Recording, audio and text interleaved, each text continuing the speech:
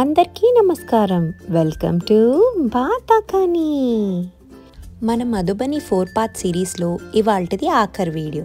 మీరు కానీ ముందు పార్ట్స్ ఏమన్నా చూడకపోతే లింక్లన్నీ డిస్క్రిప్షన్ బాక్స్లో ఇచ్చేసా, తప్పకుండా ఒకసారి చూసేయండి. లాస్ట్ వీడియోలో మనం డిజైన్ ఎలా సెలెక్ట్ చేసుకోవాలి, దానికి బ్లాక్ అవుట్లైన్ ఎలా వేసుకోవాలో చూసేసాం.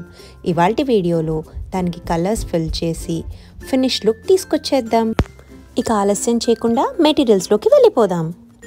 ఈ పెయింటింగ్కి golden yellow, crimson, light green, acrylic colours, ఇంకా small and medium size round బ్రష్లు, పెయింట్సే కాకుండా స్కెచ్ పెన్స్ యూస్ చేస్తే ఎలా ఉంటుందో చూద్దాం. నేను orange and red colour brush pens use చేస్తున్నాను. బ్రష్ క్లీన్ చేసుకోవడానికి ఒక కప్ ఆఫ్ వాటర్, అంతేనండి. ఇవి ఉంటే సరిపోతాయి. ఇంకా మనం కలరింగ్ స్టార్ట్ చేసేద్దామా? ఈ పెయింటింగ్కి సన్ పిక్ చేసుకున్నాను కాబట్టి ఎల్లో, ఆరెంజ్ అండ్ రెడ్ కలర్స్ని ఎంచుకున్నాను. అదే మీరు ఈ కలర్స్ కాకుండా ఇంకేమైనా వేసుకోవాలంటే కూడా వేసుకోవచ్చు. కలర్ వేసేటప్పుడు ఒక టిప్, అక్కడ నేను వేస్తున్నట్టు ఫస్ట్ బార్డర్లో వేసేసుకుంటే తర్వాత కలర్ ఫిల్ చేయడానికి చాలా ఈజీగా ఉంటుంది అండ్ ఎక్కడ మిస్ప్లేస్ అవ్వకుండా ఉంటుంది. నేను ఒకసారి క్లోజప్లో చూపిస్తున్నాను, జాగ్రత్తగా చూడండి. బార్డర్ వేసుకొని కలర్ ఫిల్ చేయడం అంటే ఏంటో, ఆ ఇన్నర్ సర్కిల్ చుట్టూ బార్డర్ లాగా వేసుకున్న తర్వాత మీసం పక్కన, ఆ తర్వాత ముక్కు దగ్గర అలా ముందు బార్డర్ లాగా వేసేసుకున్న తర్వాత ఆ మిగిలిన గ్యాప్లో కలర్ ఫిల్ చేసేసుకుంటే మిస్ప్లేస్ అవ్వకుండా ఉంటుంది. ఇలానే కంప్లీట్గా ఫిల్ చేసేసుకోండి. ఫిల్ చేసిన తర్వాత చూస్తే అక్కడక్కడ లైట్ అండ్ డార్క్ ప్యాచెస్ లాగా ఉంటాయి. దాన్ని సెకండ్ కోట్ వేసుకొని ఫిల్ చేసుకుంటే మొత్తం ఒక్కటే షేడ్లోకి వచ్చేస్తుంది. అలా నేను సెకండ్ కోట్తో ఫిల్ చేసేసాను. ఇప్పుడు రెడ్ కలర్ యూస్ చేసుకొని ఆ సర్కిల్స్ని ఫిల్ చేసేసుకుందాం. చూసారా, బ్రష్ పెన్ యూస్ చేస్తే ఎంత ఫాస్ట్గా, ఎంత క్విక్గా అయిపోయిందో. లీవ్స్ బార్డర్కి ఆరెంజ్ కలర్తో ఫిల్ చేసేసుకుంటున్నాను. దీనికి కూడా నేను బ్రష్ పెన్నే యూస్ చేస్తున్నాను. నా సజెషన్ ఏంటంటే, నేర్చుకునేటప్పుడు పెయింట్స్తో, నిబ్స్తో నేర్చుకోండి. మీకు బాగా పెయింట్ వచ్చేసిందన్న తర్వాత మీరు బ్రష్ పెన్స్ కానీ ఫైన్ లైనర్స్ కానీ ఏమైనా యూస్ చేసుకోవచ్చు. ఇక మనం ఆరెంజ్తో లీఫ్ ప్యాటర్న్ మొత్తాన్ని ఫిల్ చేసేసుకుందాం. ఇక మన మెయిన్ మోటివ్లో అవుటర్ సర్కిల్ మాత్రం మిగిలింది. నేను red colour brush pen use చేసి ఆ అవుటర్ సర్కిల్ని మొత్తం కంప్లీట్గా ఫిల్ చేసేస్తున్నాను. మెయిన్ బొమ్మ కంప్లీట్ అయిపోయినట్టే. ఇప్పుడు బార్డర్స్లోకి వెళ్ళిపోదాం. నేను బార్డర్కి గ్రీన్ కలర్ ఎందుకు పిక్ చేసుకున్నానంటే, ఎల్లో, ఆరెంజ్ అండ్ రెడ్కి అది కాంట్రాస్ట్గా ఉంటుంది కాబట్టి. మీరు గ్రీన్ కాకపోతే బ్లూ కలర్ కూడా వేసుకోవచ్చు, అది కూడా బాగుంటుంది. మళ్ళీ గుర్తుపెట్టుకోండి, ఫస్ట్ అవుట్లైన్స్ ఫిల్ చేసుకోండి, దాని తర్వాత లోపల కలర్ని ఫిల్ చేయండి. అప్పుడు ఆ బార్డర్స్లోంచి కలర్ బయటకు వెళ్ళిపోకుండా చాలా నీట్గా వస్తుంది. ఇలా మనం బార్డర్స్ మొత్తాన్ని ఒకసారి కంప్లీట్గా ఫిల్ చేసేసుకుందాం. ఈ ట్రయాంగిల్ బార్డర్స్కి కూడా మనకి ఫేస్కి వచ్చినట్టే లైట్ అండ్ డార్క్ ప్యాచెస్ వచ్చినాయి.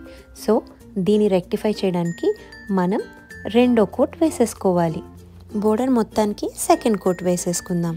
తర్వాత 4 కార్నర్స్లో మనం వేసుకున్న డిజైన్ని క్రిమ్సన్ కలర్తో ఫిల్ చేసుకుంటున్నాను. కొంచెం జాగ్రత్తగా వేసుకోండి, కలర్ బయటకు వెళ్ళిపోయే ఛాన్స్ ఉంటుంది. అలా 4 పక్కల ఫిల్ చేసేసుకోండి.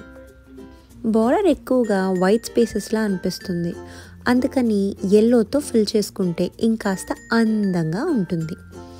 బార్డర్ కలర్ సెలెక్ట్ చేసుకోవడానికి ఒక టిప్, ఎప్పుడైనా కానీ మన మెయిన్ బొమ్మలో ఉన్న కలర్ ఏదైనా బార్డర్లో వేసుకుంటే ఆ బార్డర్కి అందం వచ్చేస్తుంది.